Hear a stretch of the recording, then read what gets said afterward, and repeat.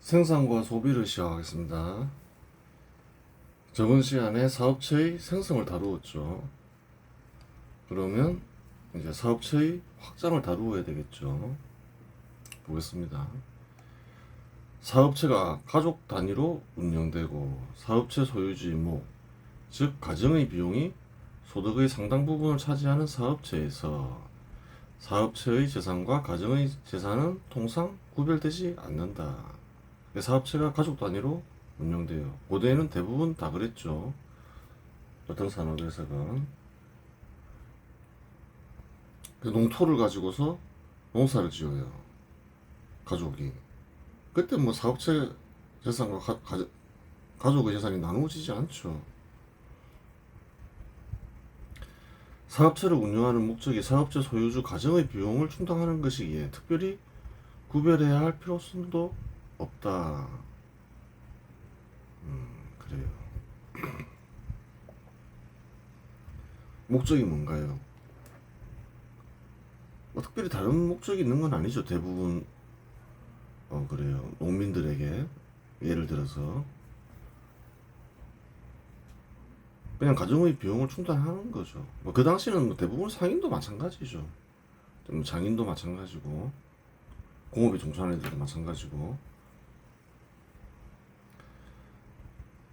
가족 단위로 농토를 소유하여 농사 짓는 경우 농토를 가정의 재산에 포함시키는 경우가 일반적이다.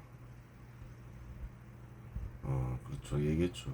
이러한 사정은 다른 산업이라고 해서 달라지지 않는다. 예를 들어 상가를 소유한 채 가족 단위로 상업을 하는 경우에도 상가를 가정의 재산에 포함시키지 사업체 재산과 가정의 재산을 별도로 구별하지 않는다. 그래요. 가족이 쉽게 얘기해서 뭐 생활비 벌기 위해서 그 농토를 이용하건 상가를 이용하건 어떤 업종에 종사하건 간에 뭐 그런 경우에는 뭐 가정재산, 사업체재산 따로 나누어서 판단하지는 않죠. 생각하지 않는단 말이죠. 사업체의 규모가 커져 사업체 소유주 몫의 비중이 사업체 전체 소득에서 미미해지고 사업체의 확장이 경영의 목적으로 바뀌면 사업체 재산과 사업체 소유주 재산은 구별된다. 사업체 규모가 아주 커져요. 그래요. 그러면 사업체를 운영하는 목적도 단순히 뭐 가정의 비용을 충당하기 위한 게 아니게 되는 거죠. 여러 가지 이유로 이제 사업체 재산과 그래요. 가정 재산을 나누게 되죠. 그렇지 않으면 사업체 재산의 증감 여부를 파악할 수 없기 때문이다. 섞어 놓으면 알 수가 없게 된다. 그 말이죠. 특히 사업체 소유주가 가족 단위를 넘어서 여러 명일 경우 사업체 재산과 사업체 소유주 재산은 완전히 구별된다. 여러 명이 투자를 했어요. 그때 완전히 구별해야 되죠. 그렇게 하지 않으면 사업체 소득의 분할이나 사업체 재산의 분할이 불가능해지고 사업체 소유주들 간 분쟁이 불가피해지기 때문이다. 저마다 자기 거라 하고 자기가 더 많은 몫을 차지해야 된다 하고 그래서 정확하게 하기 위해서도 그런 문제를 사업체 재산을 분명하게 해야 되겠죠. 서로 간에 이제 지분도 분명하게 해야 되고 그래야지 소득 분할이나 재산 분할할 때 분쟁이 안 생기겠죠. 이외에도 여러 가지 이유로 사업체 재산과 사업체 소유주의 재산은 구별된다. 법적 책임 소재를 분명히 하거나 투자받기 위한 목적으로 사업체 재산은 따로 분류되어 공표된다. 그러니까 이런저런 여러 가지 이유들이 섞여서 결국 사업체 재산과 사업체 규모가 커지면 사업체 재산과 사업체 소유주 재산은 분리됐다. 분리 필요성이 커지는 거죠. 하여간 수천 년간 대부분의 사업체는 가족 단위로 존재했고 신분제도에 따라 사업체의 규모는 정부의 통제를 받았다. 사업체 역사에서 살펴봤죠. 그래요. 즉 정부나 신분이 높은 일을 제외하고 대부분의 산업에서 대규모 사업체를 민간이 소유하는 일은 신분제도상 불가능했다. 대규모 사업체라고 해봐야 농업에서 발견되는 귀족들의 농장 정도였다. 정부나 기족들이 어느 정도 규모가 큰 사업체를 지니고 있었다고 하지만 수백 명에 이르는 정도였지 수천 명, 수만 명에 이르는 사업체는 아니었다. 그렇죠. 정부는 국민들을 세금 대신 강제로 동원하는 경우가 많았고 귀족은 주로 노예를 통해 농장을 운영했다. 뭐 한 수백 명에 이르는 그런 제법 큰 규모의 사업체가 있었다고 하지만 어떻게 운영되었냐 그것도 봐야 되는 거예요. 현시대와 유사한 근로자가 없었다고 얘기하지 없었다고 말할 수는 없겠지만 대부분 뭐 노예를 이용하거나 또 어떻게 이용했냐 했나요? 정부 같은 경우는 일을 시켰죠. 그 요역이라고 하죠. 그냥 일을 시키는 거예요. 현 시대처럼 근로자 신분으로 계약을 맺고 일하고 대가를 받는 사례는 그렇게 사는 사람들은 아주 미미했다는 거예요. 현 시대에 흔한 근로자 신분으로 살아가는 사람들이 있긴 하였지만 그 수는 매우 미미했다.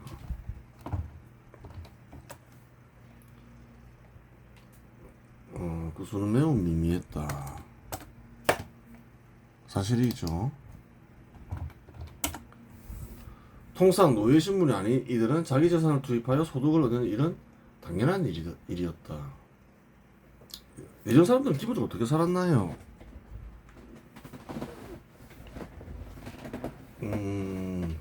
기본적으로 자기 재산을 투입했죠. 대부분이 농민이었죠. 농토를 이제 이용해서 자기 재산의 경우가 많았죠. 그 신분이었다건 간에 거기에서 소득을 얻으면서 자급자족했다. 그래요. 재산 투입을 하는 게 정상적인 경우였다. 오늘날과는 많이 다르죠. 근로자 신분도 많잖아요. 재산을 투입하지 않는 근로자 신분. 그러면서도 큰 소득을 얻는 근로자들이 많죠.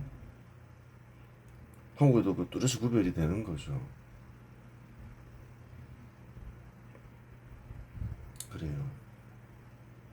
혹자들은 뭐 조그만 기업들이 많아야 된다. 그래요. 그런 얘기하고 중소 규모의 기업을 육성하는데 전념해야 된다. 뭐 그것도 그것도 당연히 육성해야 되는 거겠지만,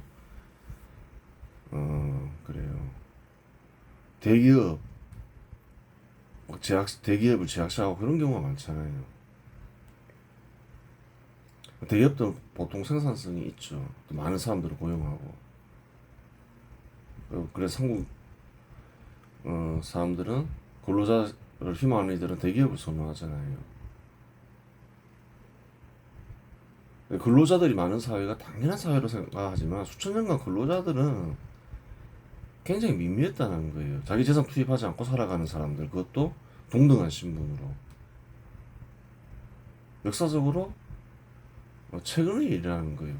그런 근로자 신분이 많아진 거는. 어떻게 많아질 수 있었을까요? 그래서 아무 생각이 없다는 거예요, 사람들이. 가족 단위로 사업체가 운영되면 근로자 신분이 생길 수가 없잖아요.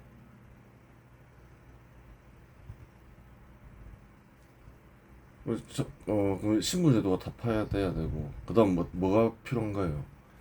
사업체 규모가 가족 단위를 넘어서야 된다는 거예요. 서너 명이 운영하는 게 아니라 100명, 1000명, 10,000명.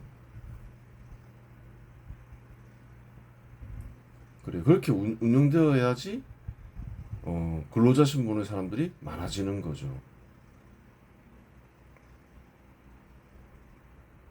그래요. 현 시대의 근로자가 어떻게 생겼는지 그 원리를 원리를 알아야 된다는 거죠. 사업체 육성에 정부 통제가 바람직한가? 최대한 규제를 푸는 것이 사업체 육성에 바람직한가? 사업체 육성은 중요한 거죠. 엄청난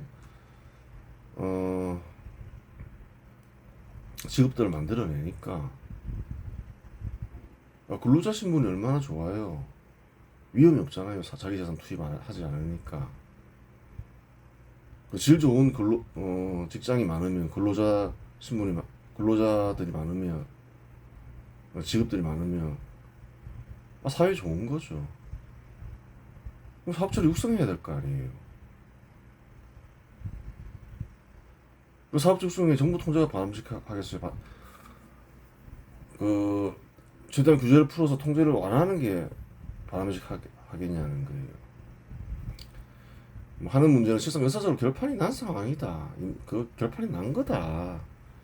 수천 년간 농업과 신분제도가 중심이 된 고대 국가에서 정부는 신분이 낮은 민간 사업체를 통제했다. 그래요.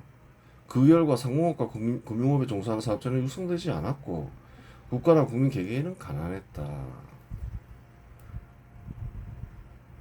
정부가 사업체를 통제했죠. 사업체 역사에서 다 확인했죠. 수천 년간 다 그냥 계속 대부분이 가족 단위의 사업체만 있었다는 거예요. 반면에 정부의 통제에서 벗어난 상공인은 사업체를 빠른 속도로 키워 대규모의 사업체를 만들었으며 민간 사업체의 통제를 해제시킨 곳에서는 대규모 사업체와 생산성이 큰 사업체가 수없이 생기며 국가는 부강해지고 국민 기계는 부유해졌다. 동북아시아는 그렇지 않았죠. 그랬더니만 계속 가족 단위의 사업체만 많았다는 거예요. 그게 농업이건 상업이건 공업이건. 유럽도 물론 통제했죠. 통제했는데 저번에 설명했죠. 어떤 우연한 몇 가지 조건들이 합쳐지면서 상공인들에 의해 형성된 도시가 생겨나고 그 상공인들이 통제에서 벗어나면서 그래요. 대규모 사업체들이 대량으로 만들어지는 거죠.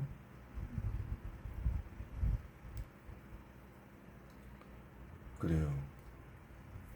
정부 통제하에서 수천 년이 걸릴 일을 한 100년, 200년 만에 달성해버린 거죠. 수천 년이 지나도 달성하지 못하는 일을 달성한 거죠. 그러면서 어떻게 되나요? 근로자들이 이제 많이 생겨나게 되는 거죠. 물론 정부의 통제에서 벗어난 상공인과 금융인이 등장한 몇 가지 조건 속에서 형성된 매우 우연적인 일이었다. 그래요.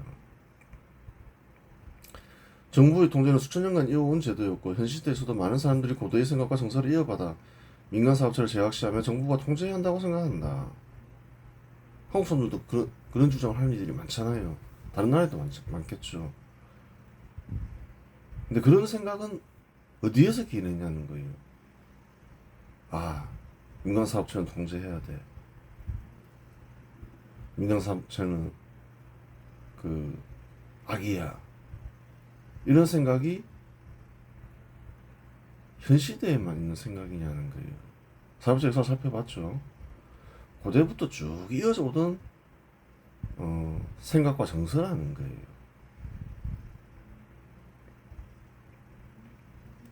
그래요. 한국인들은 또 한국 특히 심했잖아요. 서양에서도 했었지만 산농공상이라 해가지고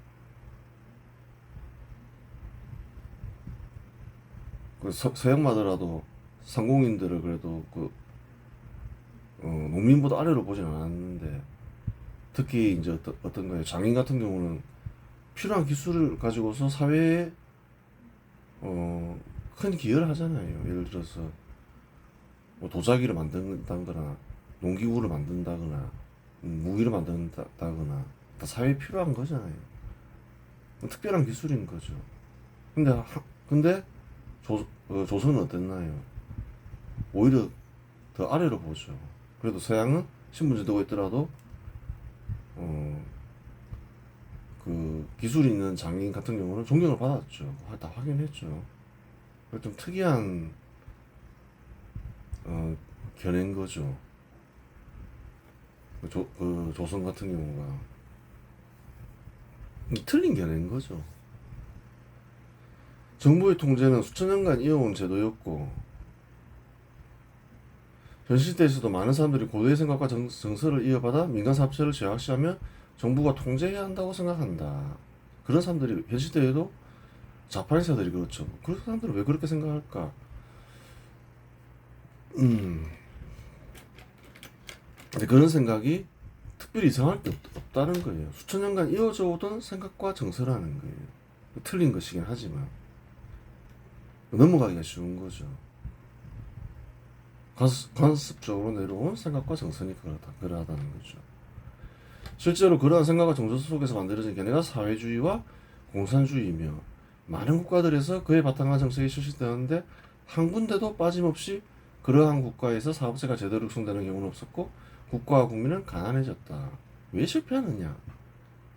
아니 현 시대 사회주의, 공산주의 그런 거 다 고대에 시도됐다는 거예요. 수천 년간 그래 왔다는 거예요. 다 실패했다는 거예요. 사업체 육성에.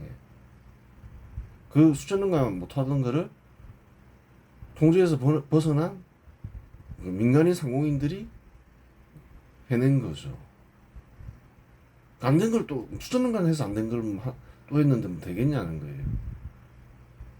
다 확인이 가능한 건데 안 되는 이유도 다 설명했고 상공인과 사업체의 성장에 반발하는 이들은 사회국 구성원들이 소득격차를 시장과 사업체 탓으로 돌리며 정부가 상공인과 사업체를 통제해야 한다고 주장한다. 요즘 뭐 자판자들이 양극화 이러잖아요. 소득격차가 벌어지는 걸 얘기하죠. 그건 다 시장과 사업체다. 그러면서 또 죄악시하는 거죠. 그런 생각과 정서에서 벗어나야 되는데 하지만 그와 같은 소득격차는 시장과 사업체를 육성할 때 최소였고 통제를 강하면 강할수록 커졌다. 그것도 틀린 견해라는 거예요. 시장과 사업체 때문에 소득격차가 생기냐. 다 거짓말이라는 거예요. 다 확인이 된다는 거예요. 한국만 우선 확인하겠지만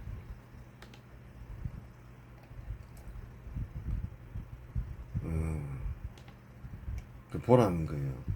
1960년대 박정희 정부 때죠.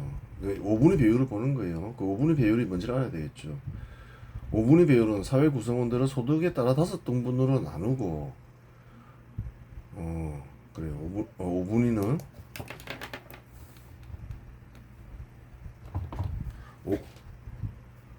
나눈 것이고 5분위 배율은 5분위 평균 소득에 1분위 평균 소득을 나누어 구한다. 5분위 소득은 상위 20%의 소득을 가리키고 1분위 소득은 하위 20%의 소득을 가리킨다. 그러니까 상위 20%의 소득에다가 하위 20%의 소득을 나누는 거예요. 수치가 크다는 말은 무슨 말인 거예요? 상위 20%의 소득이 크다는 거죠. 5분위 비율이 크면 클수록 소득 격차가 심한 것이 되는 거죠. 이제 이 정도 개념을 잡고 보자는 거예요. 87년에 이제 그 이후로 90년 이전과 이후로 구분할 수 있는 거죠. 노태우 정부까지 보면 한 90년까지 뭐 보면 되는 거죠. 군사 정부를 보면 1960년부터 90년 30년간 3.0상에서 3.5 5분 비율이 그렇고 이제 1970년에 보면 3.5에서 4.0이죠. 90년 이후 보면 어떤가요? 5분위 비율이 낮아지나요? 더 높아지나요? 더 높아진다는 거예요. 군사정부보다 낮아진 적이 있냐는 거예요. 2010년 보면 4.5에서 5.5 2000년에는 5.0에서 6.0 월등히 높죠.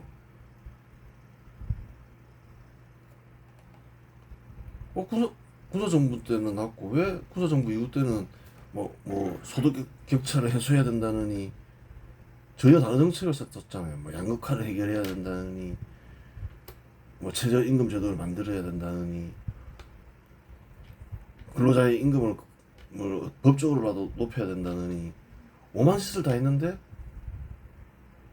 불평등을 해소할 거라면서 그전에는 그런 노력도 안 했다는 거예요. 근데 왜 군사정부 때 오히려 더 소득격차가 작고 부자정부 이후 때 소득격차가 더 클까요? 저번 시간에 얘기했죠. 사업체 육성 정책을 쓰면 당연히 이제 근로자와 사업체 소유주의 소득이 올라가죠. 근데 거기서 그치는 게 아니라는 거예요. 그 과정에서 또 저자본 사업체 얘기했죠. 뭐 일반인들이 할 수 있는 사업체, 뭐 도수업 매업 이런 거, 그런 사업체도 이제 그 고자본 사업체죠. 고자본 사업체가 성장하면 그게 참여하는 사람들이 소비가 늘어나니까 절로 돈을 많이 벌게 된다. 다 잘 벌었다는 거예요. 누구나 다 잘 벌었다는 거예요. 그러니까 어떤 거예요? 소득 격차가 낮게 나온 거라는 거예요. 다른 이유가 있는 게 아니라는 거예요. 근데 사업체를 제약시하니까 어떻게 되나요? 사업체가 육성이 잘 안 되니까 또 사업체에서 흡수해야 될 사람들이 어떻게 되나요? 저자본 사업체 많은 사람들이 투자하게 되니까 경쟁이 치열해지고 돈을 잘 못 벌게 되겠죠. 그래서 소득 격차가 커지는 거예요. 또 사업체 내에서도 근로자들 간의 이동이 자유로우면 격차가 줄겠죠. 그 그래. 근데 못 자르게 하고 그건 다 잘못된 거예요. 그러니까 기본적으로 현 시대는 알아야 되는 게 뭐냐면 신분제도가 부정이 되죠. 예전처럼 이제 뭐 노예가 있고 그런 게 아니라는 거예요. 그러면 누구나 동등한 권리와 의무를 지니게 된다는 거예요. 그 신분이 부정되는 거예요. 제도적으로. 누구의 이익을 보장하고 이런 거는 안 된다는 거예요. 그런 걸 그런 게 교육이 안 돼 있다는 거예요.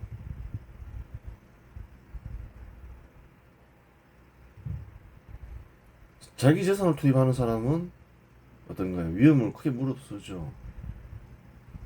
또 기술도 필요하죠. 근로자 신분은 기본적으로 어떤가요? 재산 투입하지 않잖아요. 기술만 있으면 된다는 거예요. 훨씬 유리한 조건이죠. 자기가 기술이 없어서 기여를 못하면 잘려서 뭐 더 낮은 데로 가야 되는 거예요. 그러면 또 그 자리는 기술을 가지니까 들어가는 거예요. 사회적으로 보면 어떤 사람의 이익만 보장할 수 없다는 거예요. 그럼 다른 사람이 반드시 피해를 보게 된다는 거예요.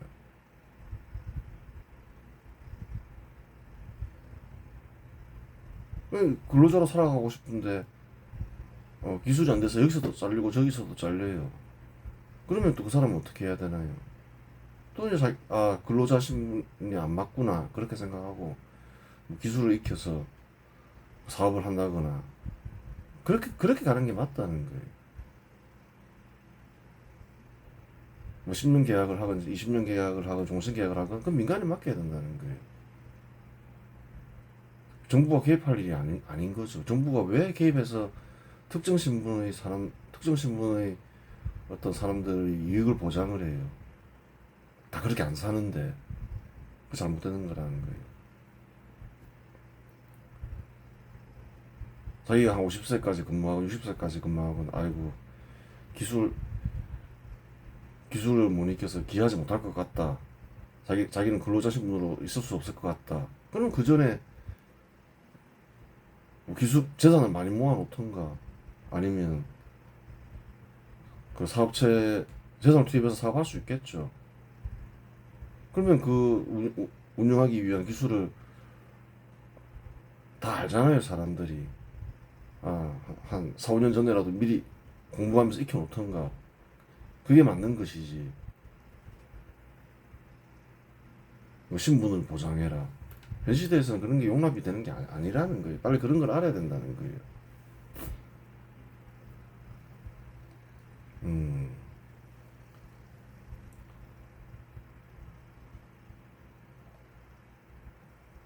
그래 한번 보겠습니다. 특이한 점은 군사정부 이전과 이후로 나눌 수 있는데 1990년 이전은 군사정부, 1990년 이후는 군사정부 이후의 정부로 분류할 수 있다.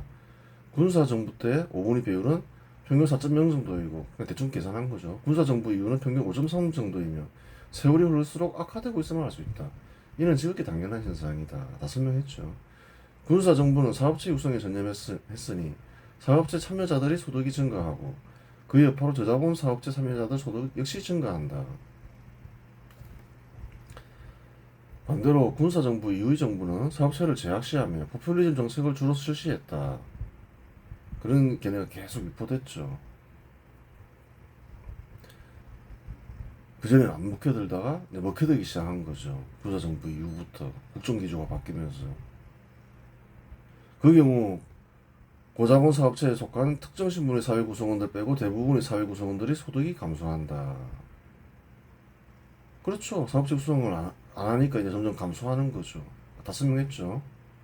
즉 군사정부 이후 사업체와 시장을 대체로 제약시하며 통제한 결과가 소득격차를 낳았다.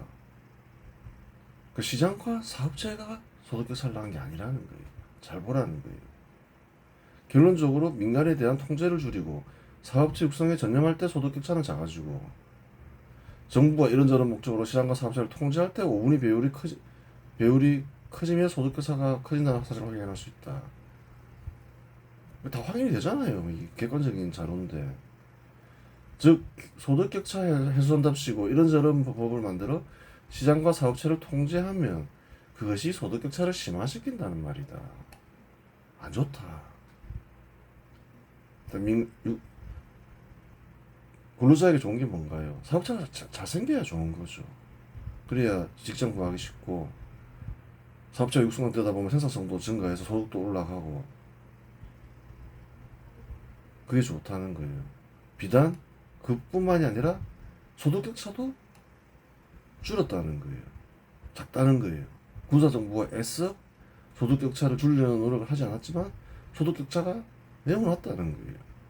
현 시대는 뭐 이런저런 소리 하면 뭐 양극화니 뭐니 복지니 부자한테 돈을 뺏어서 줘야 된다니 실제로 막 그런 식으로 법도 제정되고 그러지만 어떤가요?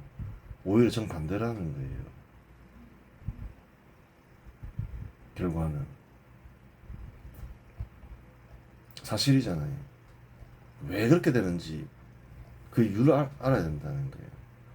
1987년 이후 한국의 주요 사업체 통제 관련 법률 계속 통제하는 법만 만드는 거죠. 최저임금법도 그렇고 88년에 시행됐죠. 근로기준법도 계속 그 근로자들 위주로 계속 만들고 있는 거예요. 근로시간 뭐 해고 요건 등 강화하고 여러 가지가 있죠. 뭐 중대재해 발생하면 사업주 그냥 처벌해버릴 거다 하고 문재인 정부 때 썼던 거죠. 뭐 다마 시장 지배 남용 규제, 정년 60세 의무화 박근혜 정부 때 썼던 거죠. 계속 규제하는 것만 하는 거예요. 근로자 신분 특정 근로자 신분을 계속 보장하는 법만 제정하는 거죠. 약자도 아닌데 소득도 많고 비교해 볼 때 사업체 소유주와 비교할 때 전체적으로 보면 이상한 일만 계속 벌여왔다는 거예요. 사회적 약자도 아닌데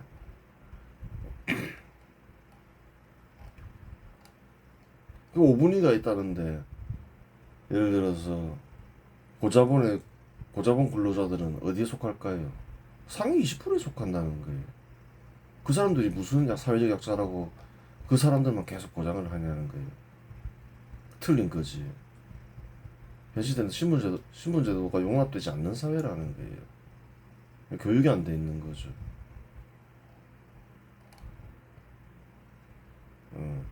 사업체를 통제하지 않으면 사업체 소유주가 근로자에게 임금을 최대한 적게 주려 하기 때문에 근로자의 소득이 감소하고 근로자는 가난해진다는 견해 역시 틀린 것이다. 좌파에서들 이런 주장을 하죠.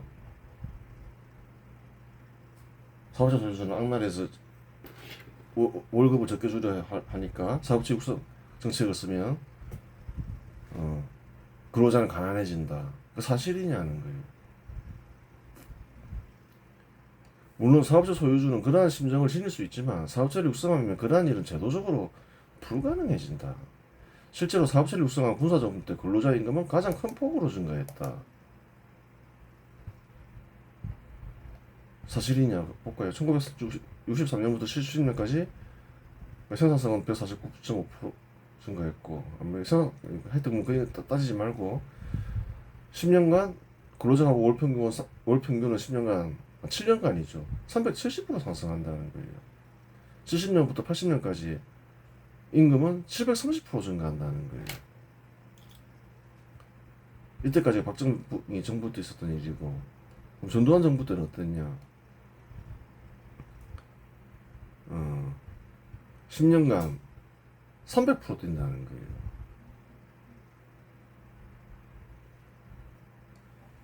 근데 뭐 근로자 임금을 보장해야 된다느니 소득주도 성장해야 된다느니 막 이제 그런 말이 나왔죠.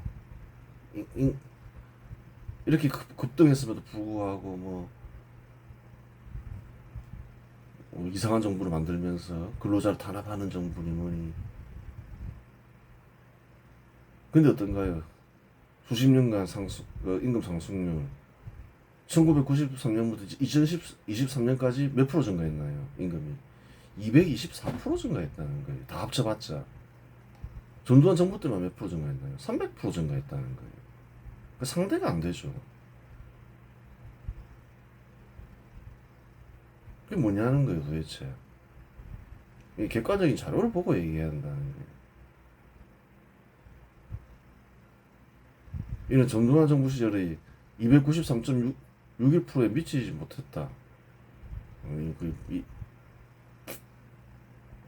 그래요. 그래 33년간 임금의 증가폭은 다 합쳐서 266.54%인데 이는 전두환 시절에 302.96%에 미치지 못한다. 다 합쳐봤자 그렇다는 거예요. 33년간 결과가 전두환 정부 7년이죠. 7년의 결과에도 못 미친다는 거예요. 이거 뭐지? 이거 어떻게 해석해야 되냐는 거예요. 이유가 다 알지만 왜 단지 악이라고 하냐? 잘 생각해 보라는 거예요. 악이란 거는 몰랐다. 다 그렇게 되는 게 아니라는 거예요. 무지와 통제되지 않는 욕망 때문에 악한 행위를 하죠. 몰랐으니까 죄가 아니다, 악이 아니다. 그런 건 없다는 거예요. 단지 악일 따름이라는 거지요. 군사 정부는 애써 근로자의 임금을 높이려 하지 않았지만 근로자의 임금은 큰 폭으로 올라가고 군사 정부 이후 정부는 최저임금제도와 같은 법으로 소득주도 성능 논문되어 있네요. 근로자의 임금을 애써 높이려 하지만 증가폭은 미미하다. 이는 왜 그런가? 사업체를 육성하는 데 성공하면 사업체에서 근로자를 필요로 하니 근로자의 임금은 빠른 속도로 증가한다. 근로자가 귀해지는 거죠. 사업체를 육성하면. 사업체가 막 생기니까 근로자를 서로 구하려고 하니까 임금이 폭발적으로 증가하죠. 또한 사업체의 생산성이 증가하니 근로자의 임금은 더 빠른 속도로 증가한다. 다 확인했죠. 예전에 생산성이 증가하면 임금 상승한다. 즉 애쓰지 않아도 큰 폭으로 증가한다. 이와 같은 현상은 한국에서만 발생하는 일이 아니라 전 세계적으로 일어나는 일이다. 확인해봐라. 다 있다. 한국에서만 일어나는 게 아니다. 사업체 육성에 성공하면 임금이 폭발적으로 증가한다. 굳이 애쓰지 않아도. 그 말이죠. 근로자의 임금이나 대우는 사업체의 질과 양에 의해 결정되지 법에 의해 결정되는 것이 아니다. 애쓴다고 되는 게 아니다. 법을 만들고 그런다고 달성되는 게 아니다. 봐라, 전두환 정부 때하고 박정희 정부 때 소득주도 성장이니 뭐 애써서 뭐 억지로 하니까 되더냐? 안 된다 그런 거. 근데 애쓰지 않아도 되지 않느냐? 이런 걸 뭐라고 하냐면 애쓰지 않아도 되는 거. 그 무의라 하잖아요. 무의. 굳이 하려 하지 않아도 절로 된다. 그래요. 전 세계적으로 다 확인이 된다. 근로자의 임금이나 대우는 그렇게 얘기했죠. 즉 사업체 육성을 통해 달성해야 할 문제를 사업체 통제를 위한 법으로 해결하려 했기 때문에 소득 격차 해소에 있어서도 군사 정부의 크게 뒤떨어진 것이고 임금 상승도 군사정부에 크게 미치지 못한 것이다. 그냥 계승했으면 민주정치대로 하고 훨씬 살기 좋아졌겠죠. 당시악이라고 하는 이유가 있는 거예요. 나라 다스리는 일을 엉망진창으로 한 거죠.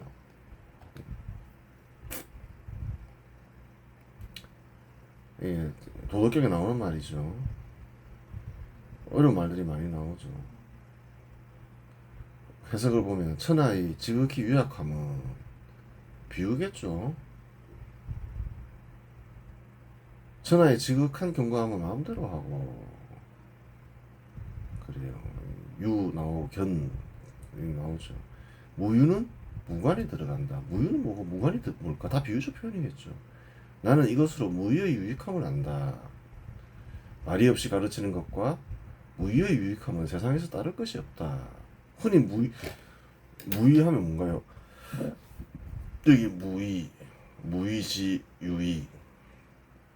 무의가 유익하다. 아무것도 하는 일이 없는 게 유익하다. 이게 무슨 말일까요? 아무것도 하지 말라는 말인가?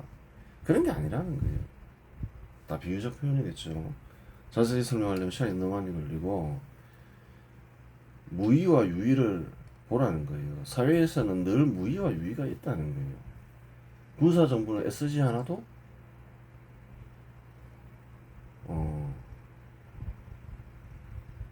근로자 임금을 큰 폭 상승시키고 소득 격차를 감소시키잖아요. 작게 하잖아요. 그게 무의라는 거예요. 무의라는 거는 아무것도 하지 말라는 게 아니라 섭리를 알아서 섭리에 따라 행동하라는 거예요. 사업체를 육성하니까 어떻게 되나요? 절로 이렇게 된다는 거예요. 유의는 뭔가요? 섭리를 알지도 못하면서 무지하면서 반대로 억지로 뭐 어떻게 해보겠다. 그게 유의라는 거예요. 무의에 따르니까 절로 올라가지만 절로 임금이 큰 폭 상승하고 소득 격차가 작아지지만 유의라니까 어떻게 되나요? 엉망진창이 되잖아요. 그래요. 그 정도만 알면 되겠죠. 여기서는 그걸 얘기하려고 했던 거니까. 이번 시간은 여기서 마치겠습니다.